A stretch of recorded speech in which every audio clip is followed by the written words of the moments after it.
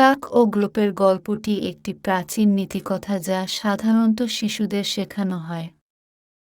এটি মূলত একটি শিক্ষামূলক গল্প যা ধৈর্য, মেধা এবং পরিশ্রমের গুরুত্ব তুলে ধরে। নিচে গল্পটি বাংলায় দেয়া হলো। একদিন প্রচণ্ড গ্রীষ্মের দিনে এক কাক খুব তৃষ্ণার্ত হয়ে পানির সন্ধানে উড়ে বেড়াচ্ছিল। অনেকক্ষণ খোঁজার পর সে একটি জলের কলসি দেখতে পেল। কলসিটি অর্ধেক ভর্তি ছিল, আর কাকটি তার ঠোঁট দিয়ে সেই পানি পৌঁছাতে পারছিল না। কাকটি খুব চিন্তায় পড়ে গেল এবং ভাবতে লাগল কিভাবে পানি পাবে। হঠাৎ তার মাথায় একটি বুদ্ধি এলো।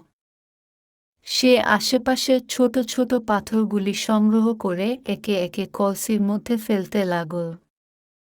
প্রতিটি পাথর কলসিতে ফেলার সাথে সাথে পানির স্তর উপরে উঠতে লাগল। অবশেষে পানির স্তর এত উপরে উঠল যে কাকটি সহজেই তার ঠোঁট দিয়ে পানি পান করতে পারল।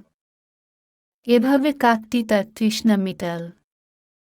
এই গল্পের শিক্ষাটি হল, ধৈর্য এবং মেধার দ্বারা সমস্যার সমাধান করা যায়।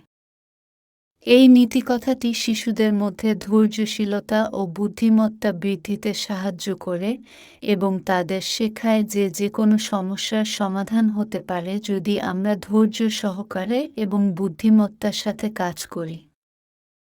আমাদের সাথে থাকার জন্য আপনাকে অসংখ্য ধন্যবাদ।